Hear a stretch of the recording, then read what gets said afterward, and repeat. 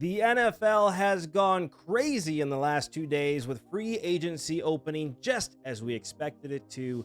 But the craziest thing is the quarterback shuffle. Darnold to Seattle, Geno to the Raiders. But there are still two, maybe three quarterbacks left to move, and we are going to tell you where we think they will go. That and more on Sports Talk with Dad right now. Welcome back to Sports Talk with Dad. As always, my name is Kyle, and I cannot call this Sports Talk with Dad without the man sitting next to me, a man who is delusional about the cartoons when he was a kid, my dad, Tim.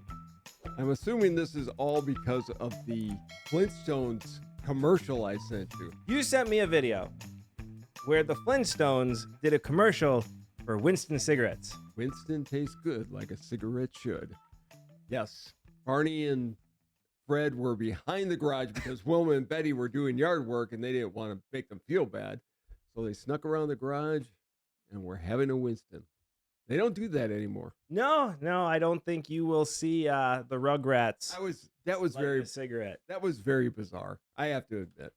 But you know, when you watch TV shows back in that day, It's a different time. they all did it. Yeah, it's a different time, man. I will say it was a worse time for cartoons because that was the other debate it led You're to, on. which is you being delusional, thinking your era of cartoons are better than my era of cartoons. My era of cartoons was better because, number one, we had Saturday morning cartoons. You had 3 channels. Yes, and they all had cartoons on Saturday morning. Listen, I had Rugrats. I had Doug. I had Bugs Bunny. I had Bugs Bunny. You did not have the OG Bugs Bunny. Sure, I had the did. originals. They were also on Saturday. I had All Real Monsters. I Hey had- Arnold. I had Ninja Turtles. Super Friends. I had Batman the Animated Series. I had It's over. Frankenstein Jr. I had Batman the Animated Series. I had Space Ghost. I had Justice League the Animated Series. I had Justice League. No, you didn't. Yes, I did. I had Teen Titans too. No, you didn't. Yes, I did. And the Flash and Green Arrow, they were all on. You I had a Fantastic Four. Spider-Man and His Amazing Friends. I like that show. Well, that tells you exactly what I'm talking about. I The had- 90s is famous for its cartoons. I had live action Shazam and Isis Hour. Live action. We're talking cartoons. Live action See, cartoons. You have had to change the conversation because I'm just gonna say this again and let it sit there for the a second. Jetsons and Flintstones. I had Batman the Animated Series. That was a pretty good show. It's probably the greatest cartoon of all time. I had Spider-Man the Animated Series, which was also outstanding. I actually liked Spider-Man and His Amazing Friends. I don't know. You made me watch that. I was older when I saw it for the first time because you like to watch the MeTV cartoons, which is cool. A little weird, but cool. You're I grew up with them. an old man. I can't really say anything because I watched cartoons when I gonna was a say. kid too, so I get it. But the funny thing is, and my kids are doing the same thing, where I introduce them to the cartoons I watched when I was a kid, and they hate them. Yeah. So I get it. I'm like, your cartoons today suck. So I don't even want it. Your cartoons are better than my kids' cartoons. Well, today all they watch is Pokemon. They do watch Pokemon. I, by the way, also had Pokemon when I was a kid. Yes, you did. Didn't watch it, but You also had all the original Pokemon cards that your mother refused to put up on a shelf to protect them. But yeah, they all got ruined in a flood. We won't go into that. But I was going to say, I watched Spider-Man and the Amazing Friends. You had me watch it, and it was so campy. Yeah. And that's not what I'm used to. I had Batman the Animated Series and Spider-Man the Animated Series, which was super dark. Wait a minute. What is my all-time favorite superhero TV show? I don't know. Come on. Oh, Batman 66? Thank you. That's what I grew up with. Yeah. Of course they're campy. I love Batman 66, not a cartoon. It's not a cartoon, but it is the definition of campy superhero. And Batman's not a superhero for the record, but He's a comic book hero. He's superhero in the fact that he's super smart. They've turned him into a superhero because his physical dimensions are getting really are big. getting pretty insane at this point. I mean, it's like watching the new commercials to join the army. Yeah. Harder to hurt or kill big guys. Yeah. That's I mean, Batman now. That's Batman. The guy on that commercial is a monster. Yeah. And if I saw him coming, I mean, They have a new comic called Absolute Batman out now. I haven't seen And it is, if you put Batman on all the steroids, good. he Good. is jacked. But 90s cartoons versus 60s cartoons, you let us know in the comments below which you think is better. 70s cartoons as well. I get that era. Okay, then I get early 2000s cartoons. Fine, I'll still take it. My generation, his generation of cartoons, which are better? You let us know in the comments below. And while you're down there, like, subscribe, and hit that notification bell so you get to enjoy this show as much as we enjoy making. Before we get in, we'll get into the football here in a second, but did you ever have the professional wrestling cartoons when you were a kid? Not that I watched. That was in between our generations. I think so. Like Transformers was a little bit before me. He-Man was a little bit before me. Yeah, okay. I had Ghostbusters TV show when I was a kid. I had That was Ghostbusters on. the movie. I mean, it was Yeah, you win. in between the eras. Professional wrestling when I was a kid.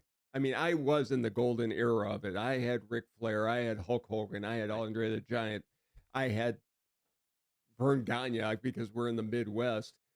We had the AWA, which was some of the best wrestling, and then we got down from Atlanta as well. So that's the definition of cartoon, but it was still fun to watch.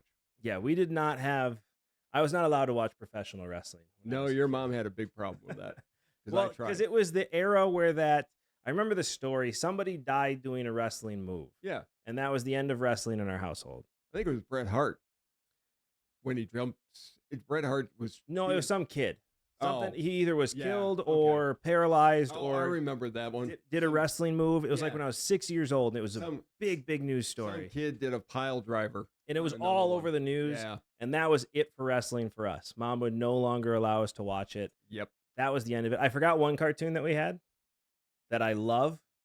But Attack of the Killer Tomatoes. I had the original movie. It is my all-time favorite B movie. I also had Howard the Duck, which was a great movie. That does not count in your Oh, favor come on. at all. Have you ever watched it? Tried to watch that movie? That We was need to awesome. talk about Let's the NFL, football. or we're going to talk about this all day.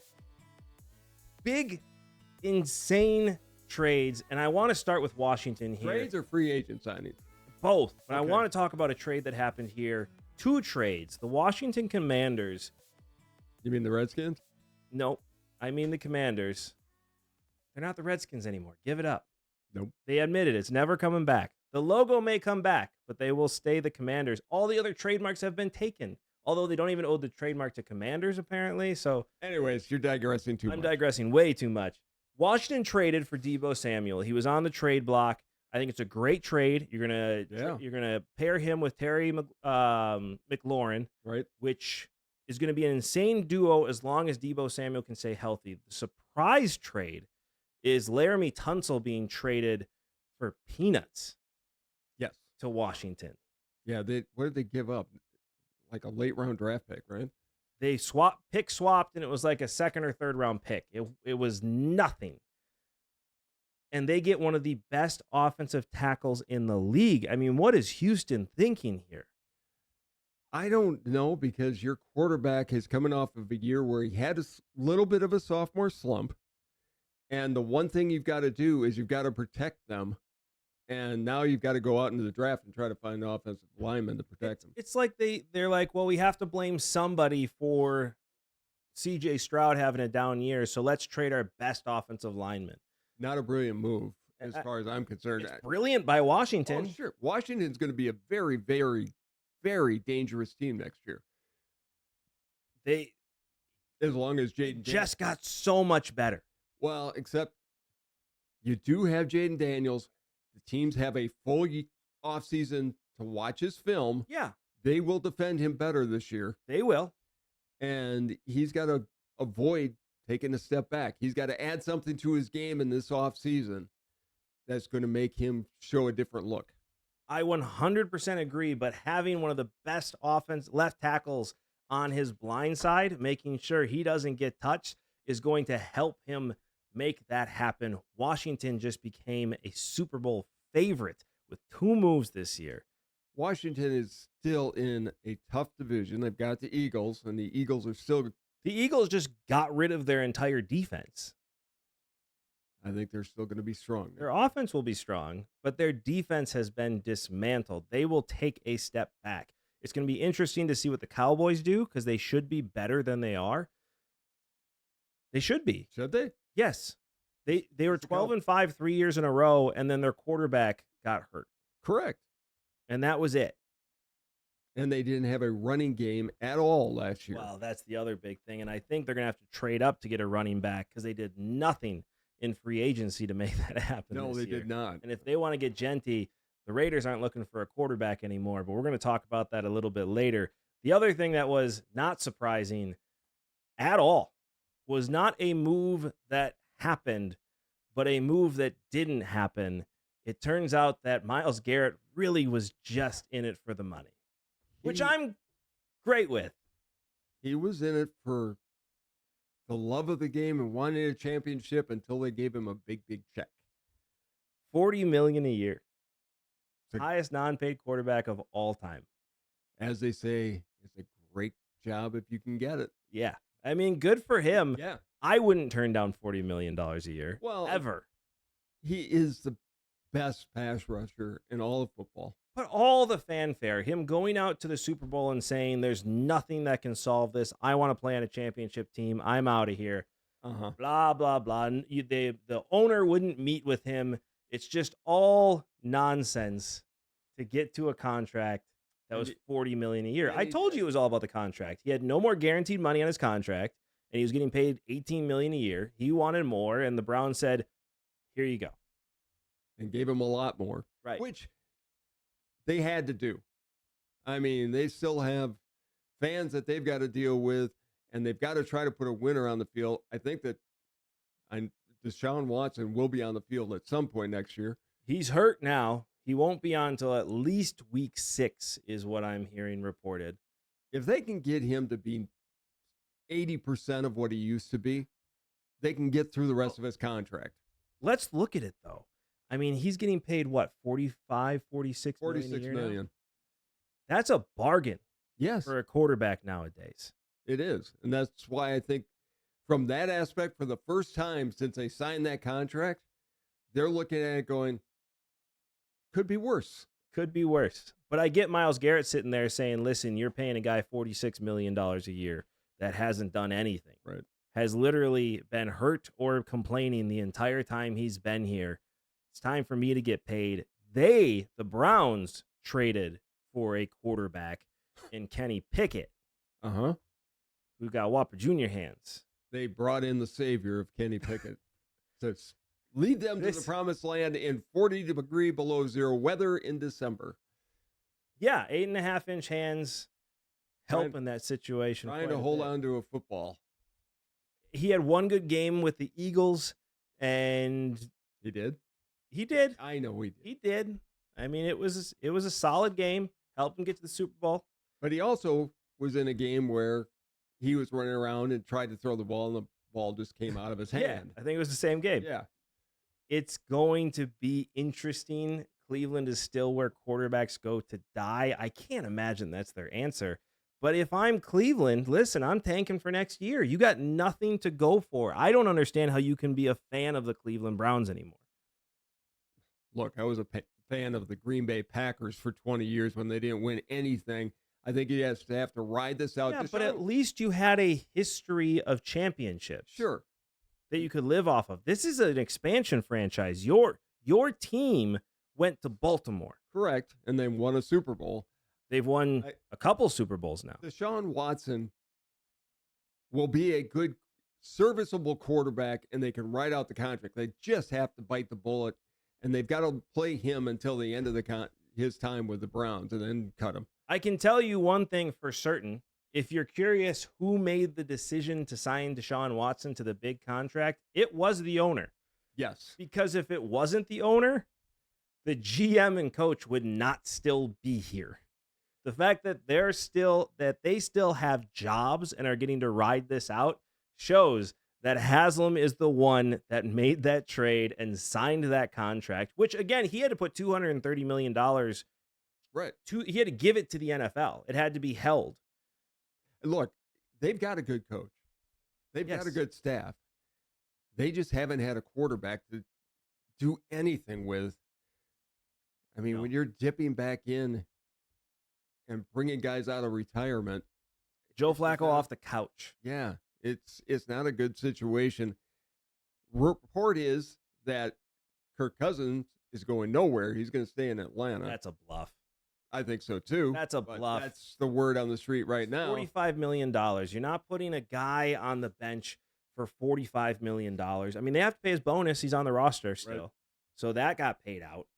I think it's what is the salary on him now? I don't even know. It was a $100 million contract. I don't even know. I think he's going to end up. What was it, like 90 million guaranteed, something like that? I think he's going to end up maybe Pittsburgh because they are in need of a quarterback right now. But I have to give you credit because you've been saying this for months and months and months. The report came out today that hold that thought. Because I want to talk about the team that we cheer for. I'd rather talk about before we go into that. I would rather talk about what I was going to talk about. I know what you're going to say, and I want to save that moment because I want to gloat in about 10 minutes. But we got to go through what the Packers did first. Okay. Getting better at this tease thing, you know? They did nothing. We're done. Let's move on. Why did they do nothing? Look, we thought they were going to Davante Adams, as much as came out and said, I want to come home. Why did we do nothing? Well, they did do something. We weren't in conversations with Davante Adams. No. We weren't in conversations with Seattle. DK Metcalf, which I get the DK Metcalf seeing the contract that he got with the Steelers. You're not paying somebody 5 years, $150 million, who's really not even, let me put it this way. He's not a great route runner. He's better than anything we got. True. But that's a lot of money for a receiver that hasn't been a top 5 receiver. Davante Adams at $23 million a year going to the Rams. You could have paid that in Green Bay. I don't know that I would have paid 23. Why? I would have paid 18 or 19 or even 20. Yeah, let's offer him the same contract we insulted him with he left Green Bay. You need a receiver. The Packers receivers are terrible. We got Jaden Reed, who's a great slot guy. We got Tucker Kraft, who is a good tight end. And then Dobbs is injured all the time. Watson's injured all the time.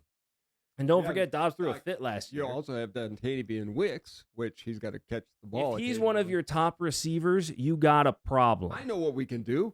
We can go back and get MVS and bring him back. Yeah, let's play that. We already got him in Devontae Wicks, okay?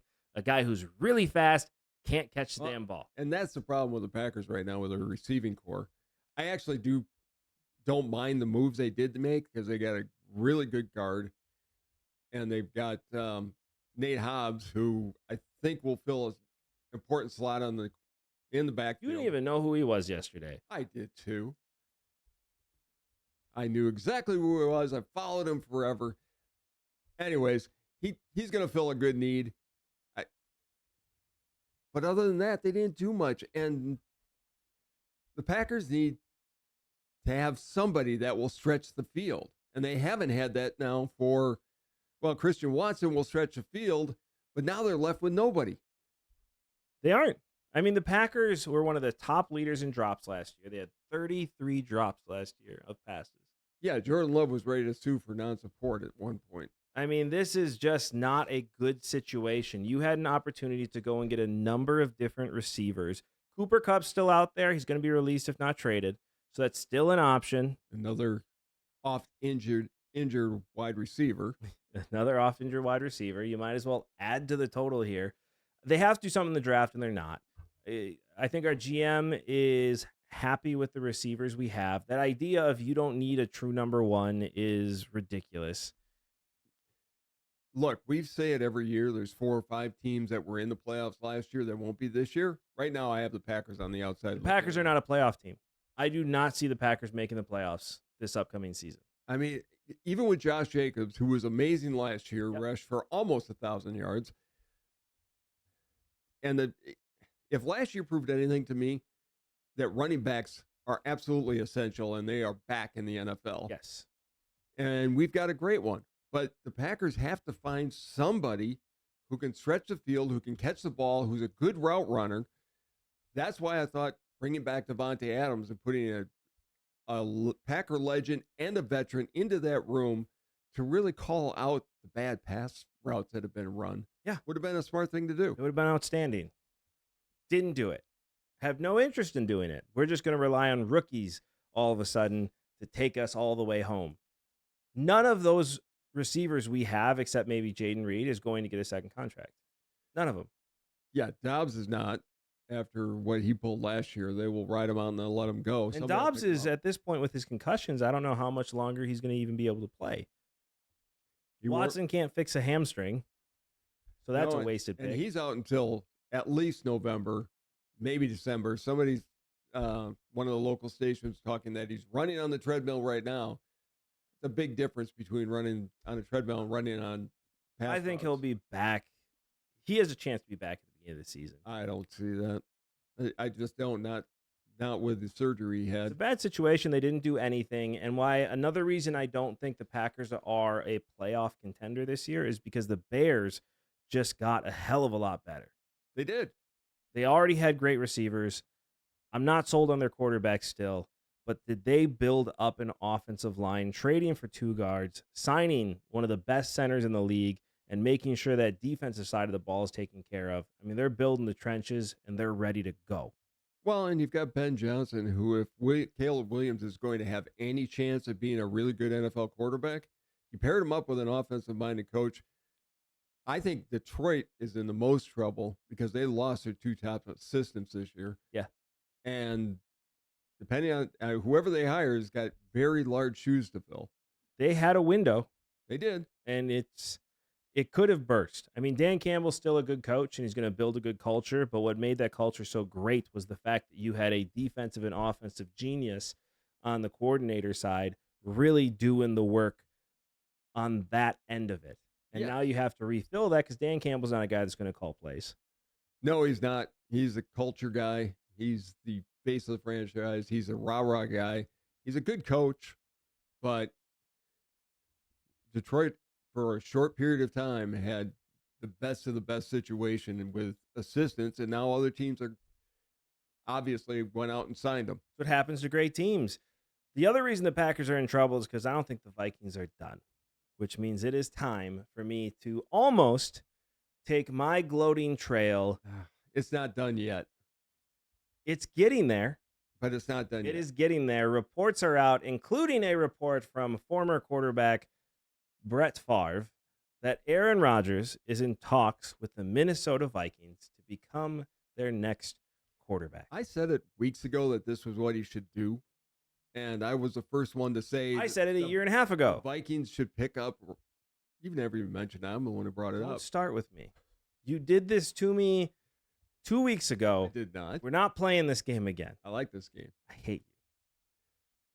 Honestly, if I'm the Vikings, and I'm taking a look at it just from the face of things, you're not going to get Kirk Cousins back. No. You've got a great offensive team. You're in that window right now where you can win. Yeah. You have to go and get the absolute best quarterback available. J.J. McCarthy is not ready. Nope. You don't want to start him after coming off a knee surgery. Nope. It makes a lot of sense. But I also think that Pittsburgh is going to make a major play to try to bring in Rodgers. If I'm Rodgers, I'd rather go to the weapons in Minnesota. Yep. Because I think they're a more complete team. Yeah, and you have Brian Flores as a defensive exactly. coordinator, who's the best defense coordinator. But in the you league. also have Aaron Jones. You have Jefferson. They're stacked. Yeah. They're ready to win now. This is no different than in 2009 with the team the Vikings had.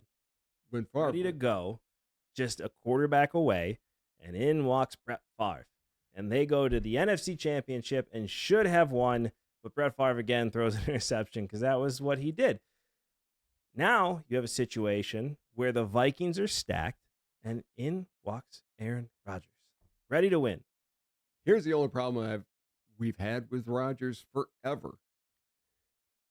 Talent-wise, he's probably among the top. He may be the best talent that's ever played the position. Yeah. As far as making throws and being consistent and what have you. Can he check his ego? Say, yeah, Kevin, whatever you need me to do, I'm here to do.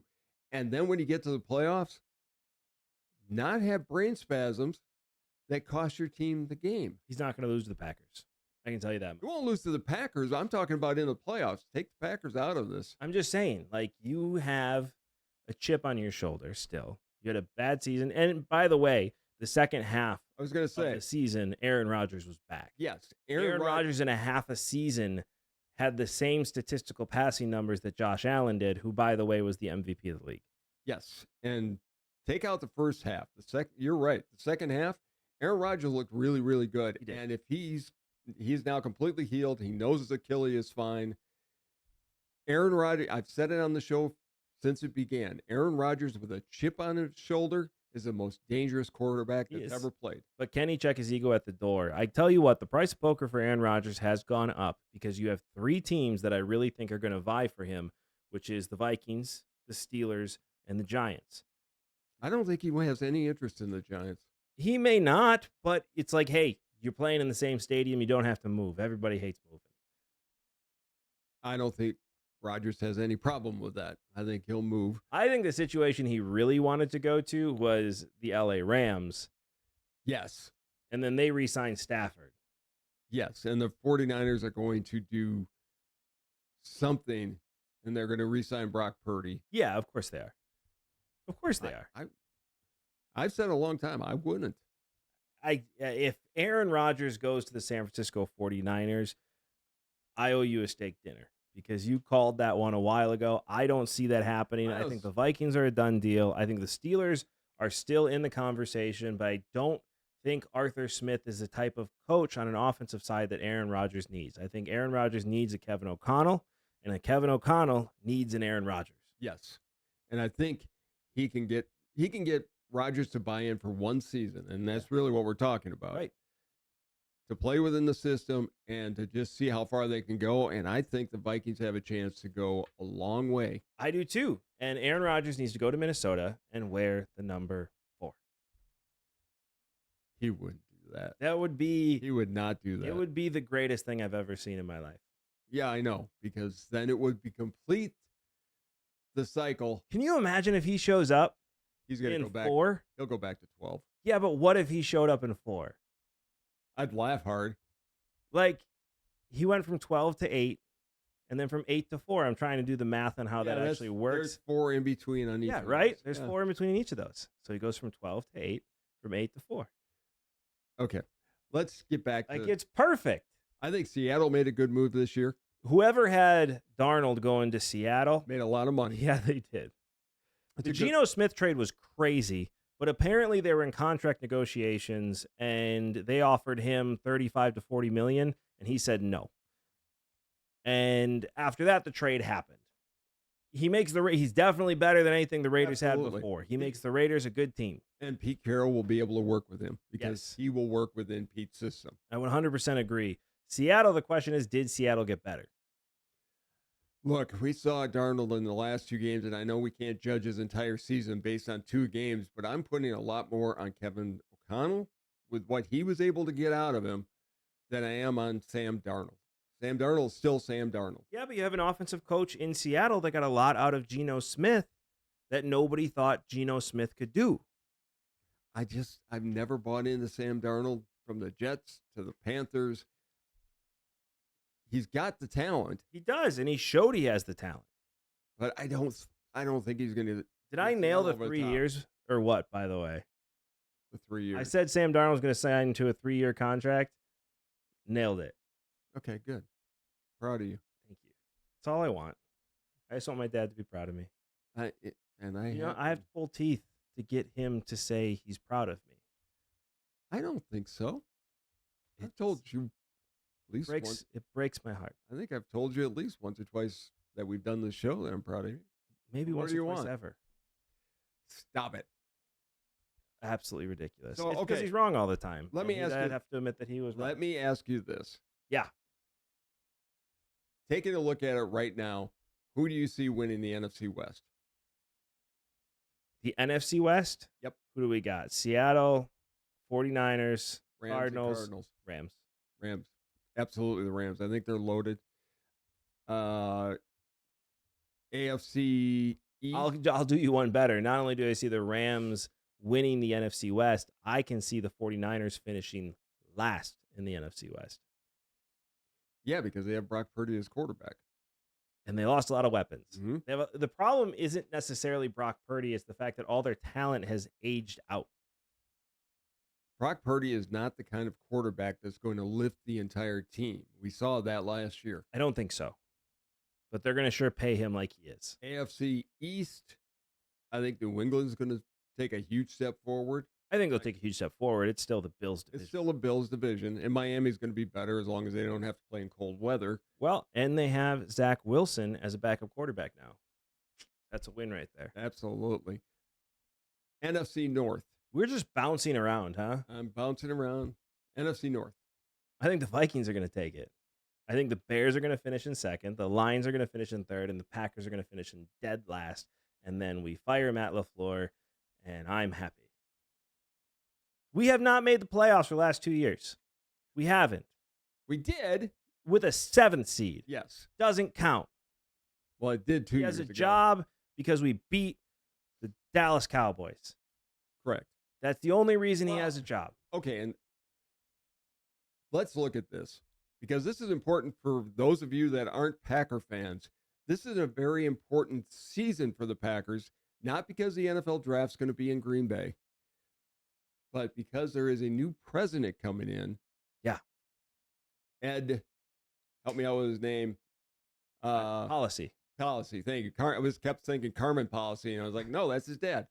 Ed Policy takes over from Mark Murphy as a Packers president and CEO. So he's a de facto owner. Right. This is going to be a whole new ball game, because now you're going to have silos. Under Murphy, you had silos where LaFleur reported to Murphy, Gutekunst reported to Murphy, Russ Paul reported to Murphy. Russ Paul is our contract negotiator. Separately, there was not a hierarchy. Yeah. Some of these moves make me question whether Goody is trying to set this up so that he can reset this and he can put himself at the top of the hierarchy and go out and hire a coach he wants, because he did not hire Matt LaFleur. I have an idea. Fire all of them. Get new people. I don't think you're going to fire him. If you throw away a season just because you want to get rid of a coach, I don't want you as my GM. Not arguing If that. you're willing to lose just to get your way and throw away an entire season, I'm not arguing that. I was going to say a bad word, but we don't say bad words here. Not usually. But that was just something that crossed my mind, because Goody's had a couple good years. He's signed some good free agents.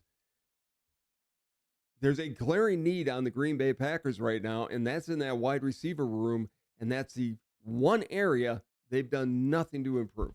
Right. I mean, it's going to be a tight end-based offense as I see it right now. Right. It's going to be Musgrave and Kraft, and, oh, by the way, you've got some receivers that have been injury-prone. Yeah, fire them all. All of them. Every last one of them. Matt LaFleur. Start trash. over. Gutekunst, trash. Russ Ball, I don't know enough about him. Russ Ball is brilliant. Nah, trash. No, he's brilliant. He's at negotiating contracts and knowing the cap. Yeah, and telling people either you take this pay cut or we get rid of you. I don't think that was Russ Ball's decision. I'm blaming all of them. This is a team. We're rebuilding. The Packers are rebuilding. Well, what do you think Ed Policy is going to do when he takes over? And he takes over July 1st. You have to rebuild. We don't have a good team. We don't. We have the youngest team in the league, and they suck. They don't suck. They're just bitter. They're an 8-8 team, or an 8-9 team, 9-8 team. They're one of the two. I think they're taking a step back this year. Yeah, the Vikings are going to win the division because they're going to sign Aaron Rodgers, and they're going to win like 15 games. And then they're going to go to the playoffs, and they're going to lose in the first round. Because that's what the Vikings do. You are bitter. You are really bitter. I'm in a bad mood now. I just want Matt LaFleur gone. Matt LaFleur is great if his game plan goes the way he thinks it's going to. But as soon as he has to adjust because the defense has figured him out or they guessed right, we're done. He's not a good in-game manager. No, he does not. Terrible. He does not make. And that's 75% of coaching. Yes, he does not make halftime adjustments. No, 75% of coaching as a head coach is in-game adjustments. Okay, so let's finish this off. You've got two quarterbacks sitting out there.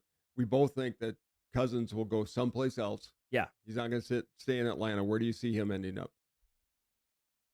He's going to go to either Steelers or the Giants. I think Russell Wilson ends up with the Giants. I didn't bring him up yet. I asked about Cousins. I think Cousins goes to Steelers. Now we'll ask, where do you think Russell Wilson goes, if any place? The Giants. I'm not sure they're going to pick him up. I mean, if the Giants would love Kirk Cousins, the Giants don't have another quarterback on their roster besides Tommy DeVito. They can draft somebody. They can. I mean, yeah. But then you're starting a rookie quarterback. Well, the problem is you have a head coach that is really in a year where he needs to win. And that's never fair to put a rookie quarterback in that situation. As we saw with Caleb Williams. As we saw with most rookie quarterbacks. Let's be honest. You need a more stable situation than that. I mean, I think Kirk Cousins fits there very well. I thought Rodgers did, but I mean, you have three quarterbacks and you have three teams that need a quarterback. Rodgers at the top of the pile, and then Kirk Cousins, and then Russell Wilson. I could also see all of those teams looking at Russell Wilson and saying, we're good. And you know what those three quarterbacks really saying? All the teams that are looking at them are asking and praying that they can catch lightning in a bottle. Because on the surface of it, with the exception of Rodgers in the second half of last year, you don't want any of those as quarterbacks. You want Aaron Rodgers as your quarterback. He's the only one of the three right now, and you're just hoping that another season hasn't diminished his skills and that he'll have one good day in the sun. One more season. It's all Favre had, and it almost brought him home. Almost, but in the end it didn't. If anything, and I've said this with Brett Favre, if Aaron Rodgers goes to the Vikings and wins the Super Bowl, I'm great with that because the Vikings forever have to say that it took a Packer for us to win a Super Bowl. You let us know what you think in the comments below, and while you're down there, like, subscribe, and hit that notification bell so you get to enjoy this show as much as we enjoy making it. But as you all know, you cannot have a conversation with your father without your dad getting the last word, so it is all you. It's very simple. This last word is the easiest one I've ever had. You can't compare. The 1960s and 70s had the absolute best cartoons ever in the history of TV. 80s and 90s, 2000s can't compete with the exception of Batman the Animated Series, which was a good show, but give me the good old original cartoons every single day. Don't look at me like that. I don't like this new last word game. I really don't. I like it. Thank you as always so much for watching. This has been Sports Talk with Dad. We'll see you next time. Bye, everybody.